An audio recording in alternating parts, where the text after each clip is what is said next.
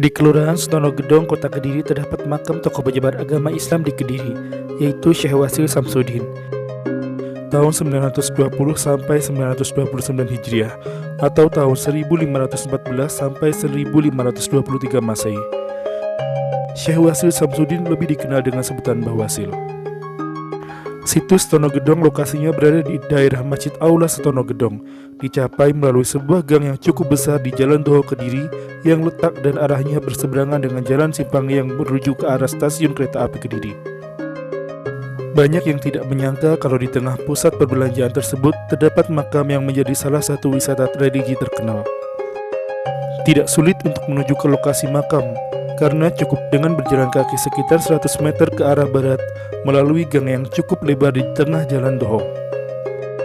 Makam Mbah Wasil sebelum tahun 2003 belum masuk ke dalam rangkaian wisata religi di Jawa. Meski begitu, makam Mbah Wasil sudah ramai dikunjungi peziarah yang mengetahui keberadaan makam tersebut dari mulut ke mulut. Tahun 2003 makam Mbah Wasil dibuka, dan selanjutnya tahun 2007 dibuka menjadi tempat wisata religi. Banyak versi sejarah yang beredar di masyarakat tentang Mbah Wasil. 3 di antaranya sebagai berikut. Versi pertama, Mbah Wasil sebagaimana yang dikemukakan oleh beberapa ahli dimungkinkan adalah seorang ulama besar dari Persia yang datang ke Kediri untuk membahas kitab Musyarar atas undangan dari Raja Jayabaya. Tokoh inilah yang kemudian berupaya menyebarkan dan mengembangkan agama Islam di Kediri.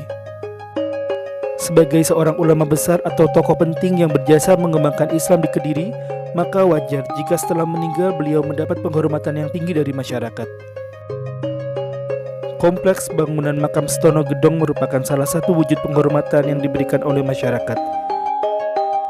Jasa beliau dalam mengembangkan agama Islam di Kediri sangatlah besar. Versi kedua, Mbah Wasil dipercaya adalah seorang Arab dari Mekah. Alkisah beliau akan dijadikan pemimpin negara setempat, tetapi beliau menolaknya sebab ia lebih cinta kepada Allah Subhanahu wa Ta'ala.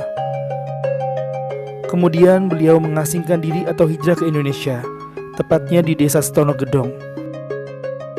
Dalam kisahnya, Mbah Wasil hendak membangun masjid dalam waktu 1 malam. Tetapi di saat dini hari terdengar suara wanita yang memukul lesung menumbuk padi. Rencana Mbah Wasil pun urung terselesaikan, dan hasilnya hanyalah pondasi yang sampai saat ini masih ada. Versi ketiga, Mbah Wasil adalah tokoh penyebar agama Islam di Kediri yang hidup sejaman dengan para wali songo. Tokoh ini dimungkinkan memiliki hubungan yang sangat dekat dengan seorang wali, yaitu Sunan Derajat yang merupakan putra kedua dari Sunan Ampel. Pendapat ini didasari oleh 2 indikasi. Pertama, adanya kesamaan arsitektur bangunan dan ornamentasi yang terdapat di kompleks bangunan Setono Gedong dengan kompleks bangunan makam Sunan Derajat di Lampongan. Kedua istri Sunan Derajat adalah Ratno Ayu Condro Sekar, seorang putri Adipati Kediri yang bernama Suryo Adilogo. Perusakan situs Setono Gedong Kota Kediri oleh takmir masjid setempat disayangkan berbagai kalangan di Kota Kediri. Dalam catatan sejarah perjalanan, situs ini sudah cukup dikenal di Indonesia. Salah satunya sebagai situs makam guru dari Sri Aji Joyoboyo atau Sri Aji Joyoboyo Sri Maharaja Marpanji Jayabaya. Pandangan kisah tokoh Syekh Samsudin dalam hubungan dengan Sri Mapanji Jayabaya digambarkan sebagai hubungan guru dengan murid. Hubungan tersebut disinggung dalam Kakawin Hariwangsa pada epilog yang memaparkan keberadaan Mapanji Jayabaya dan guru penasehatnya dalam gambaran yang menyatakan bahwa Wisnu telah pulang ke surga, tapi turun kembali ke bumi dalam bentuk Jayabaya pada zaman Kali untuk menyelamatkan Jawa. Sebagai titisan Wisnu, Sri Mapanji Jayabaya ditemani oleh Agasta yang merintis dalam diri pendeta kepada Brahmin penasehat raja. Hubungan Jayabaya titisan Wisnu dengan gurunya titisan Agastya dengan mengutip saja Kakawin Hariwangsa yang ditulis oleh Empu Panuluh. Sebagian orang menafsirkan guru Sri Mapanji Jayabaya adalah Empu Sedah, sementara bagian yang lain menafsirkan bahwa Empu Sedah adalah guru Jayabaya di bidang sastra. Sedangkan biksu Pandita Adikara yang disebut dalam Hariwangsa adalah Syekh Samsudin Al-Wasil. Syekh Samsudin tidak sekadar mengajarkan ilmu perbintangan dan nujum, melainkan menunjukkan pula karomah-karomahnya yang ditujukan seperti kesaktian RSI Agastya. Sebutan biksu dan kemudian pandita lazim digunakan untuk menyebut tokoh-tokoh Islam pada zaman itu. Seperti makam Fatimah binti Maimun yang dalam prasasti Leran disebut susuk, tempat suci. Sebutan pandita untuk Syekh Maulana Malik Ibrahim dan sebutan Ali Murtadro sebagai Raja Pandita di Gresik. Berdasarkan fakta sejarah tersebut, pihak takmir Masjid Setono Gedong tidak berhak berubah merusak cagar budaya yang memang diakui keberadaannya oleh PBCB Trowulan. Mereka harus menghentikan karena mereka merusak dan itu bisa dituntut Undang-Undang Cagar Budaya 10/2011. Selain itu pemerintah setempat harus tegas. Setono Gedong sangat erat kaitannya dengan legenda Bawasil atau Syekh Wasil Samsudin, seorang tokoh pangeran Mekah yang menyebarkan Islam di Kediri. Jadi situs ini sangat terkenal dengan unsur Islami. Tapi jika kita sekalian menyimak kisah perjalanan Thomas Stamford Raffles, kalian akan menemukan fakta yang mencengangkan. Kisah tersebut dimuat dalam History of Java yang diterbitkan pada tahun 1817. Dari laporan perjalanan tersebut, Raffles menyatakan bahwa Setono Gedong sebelumnya dijadikan situs Islam sebenarnya adalah sebuah bangunan Hindu-Buddha. Dalam laporan tersebut disampaikan pula bahwa pada Setono Gedong dapat ditemukan fragmen-fragmen berelief dan sejumlah arca yang terpotong. Saat ini beberapa komponen bangunan candi memang masih dapat kita jumpai seperti batu relief, potongan arca, dan lapik arca. Lapik arca pada situs Setono Gedong cukup unik, karena selain memiliki hiasan papna, pada beberapa sisinya juga memiliki relief Garuda. Narasi awal dalam laporan Raffles mengenai pengerahan pekerja untuk membongkar candi yang kemudian dijadikan situs Islam, kami rasa bukan terjadi pada masa perjalanan Raffles. Sebab penduduk yang kala itu dijumlahi Raffles menyatakan bahwa tidak mengetahui kapan bangunan Setono Gedong didirikan. Informasi pengerahan pekerja mungkin hanya diperoleh Raffles tanpa melihat kejadiannya. Ini ditegaskan oleh pernyataan Raffles yang menduga bahwa pengubahan bangunan candi menjadi bangunan Islam terjadi pada periode pengenalan ajaran Islam. Mengulik lebih dalam mengenai teka-teki pendirian Setono Gedong, kita sekalian dapat membaca karya ilmiah dari Guillot dan Kalus mengenai inskripsi Setono Gedong. Perlu kita ketahui bahwa pada dinding pagar makam Bawasil terdapat sebuah inskripsi beraksara dan berbahasa Arab yang dapat dijadikan acuan mengenai kesejarahan Setono Gedong. Tapi sayang sekali, beberapa ukiran tersebut telah dirusak oleh tangan-tangan yang tidak bertanggung jawab. Di Setono Gedong sendiri ada yang namanya Sumur Tiban.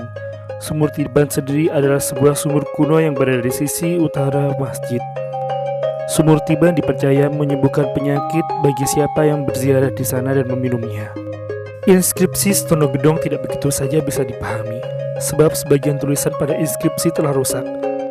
Anehnya, kerusakan tersebut seperti disengaja oleh orang yang memahami agama Islam, sebab kerusakan tidak terjadi pada bagian-bagian yang merujuk pada Tuhan dan Nabi.